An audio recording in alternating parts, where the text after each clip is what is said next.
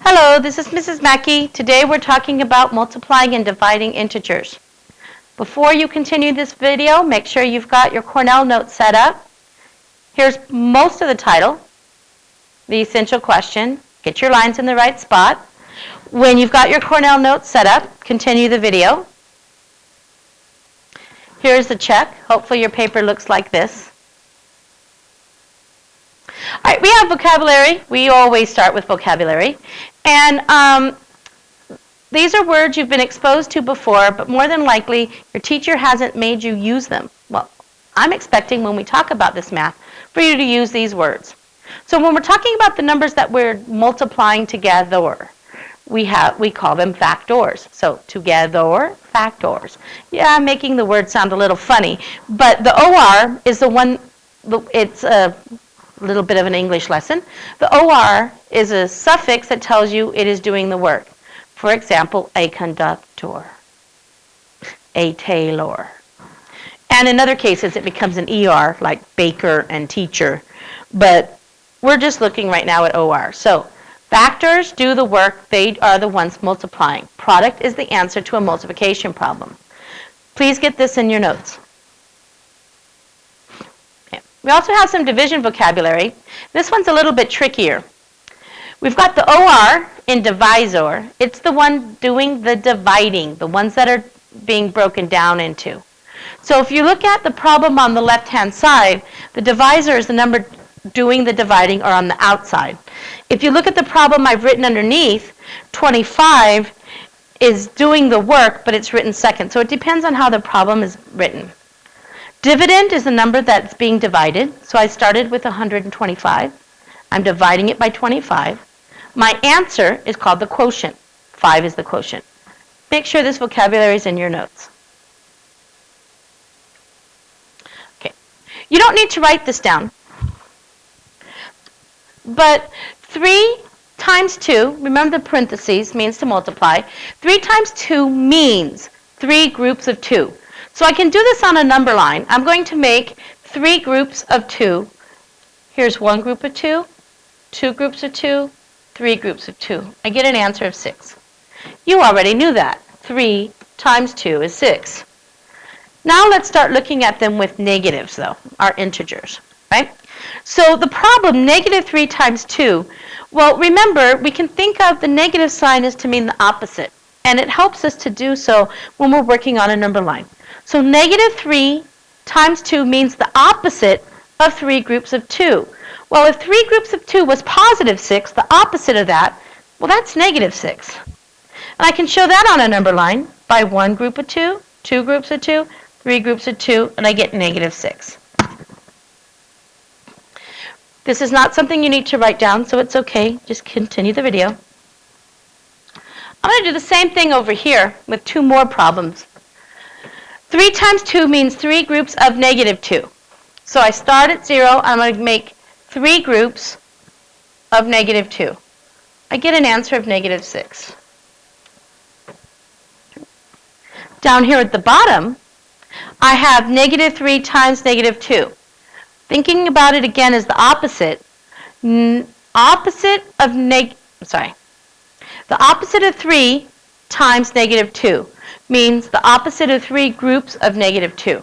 Well, if 3 groups of negative 2 was negative 6 in our last example, I come back here, I know the opposite of that's positive 6. And so I draw my 3 groups of 2. Okay, so that's kind of how the numbers work and why the rules that we're going to be studying are here. Okay. So now notice the background. We're back to vocabulary again.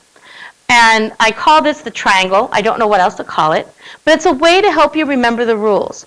This triangle only works with multiplication and division, though. Do not use it for addition and subtraction. That would be bad. All right, so I have the problem of 5 times negative 3 in example A. And to use the triangle, I start with 5 times 3. I ignore the signs. 5 times 3 is 15. So I write down 15. Now I'm going to take my fingers, and if you're doing this in class, use appropriate fingers. I'm going to take my fingers, I'm going to cover the signs that I've used. Well, 5 is positive, so I'm going to cover my positive. And the 3 is negative, so I cover my negative. And which sign is left? Oh, it's negative. That means my answer is negative.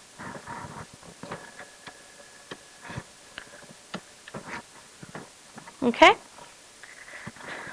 Let's come back and do another one. Okay? I have 5 times example B, negative 5 times negative 3. I think in my head 5 times 3 is 15. Now I'm going to work with my signs. I've used a negative and another negative, so my answer is positive. That's all there is to it. Covering up the signs is a way to help you remember. Study the triangle for a second. I have one point at the top. Well, my triangle only has one positive sign.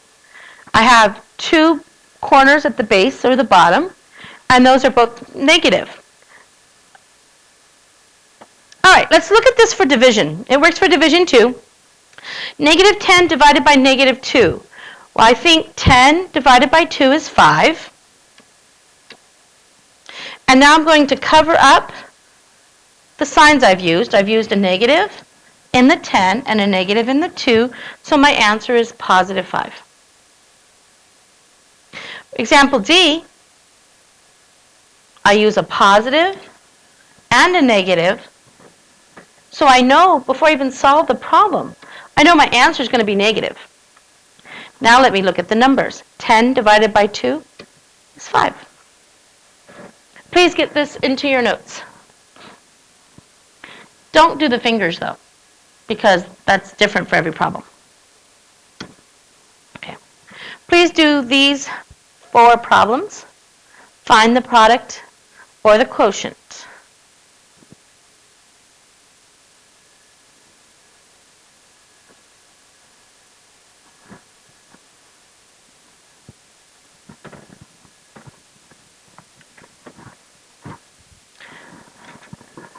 Okay, so I'm going to, let's go 8 times 9 is 72.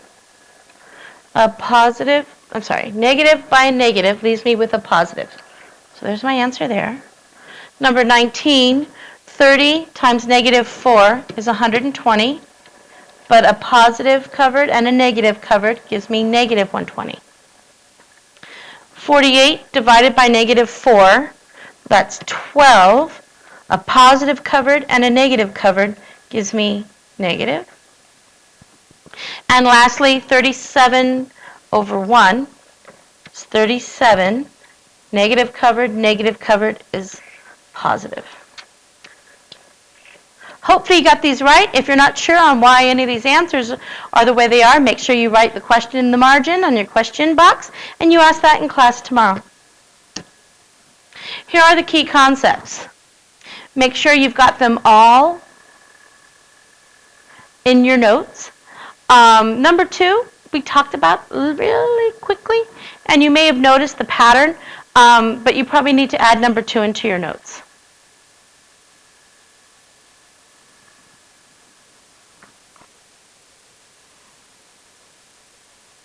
Remember, before you end your notes, you need to come up with 2 teacher questions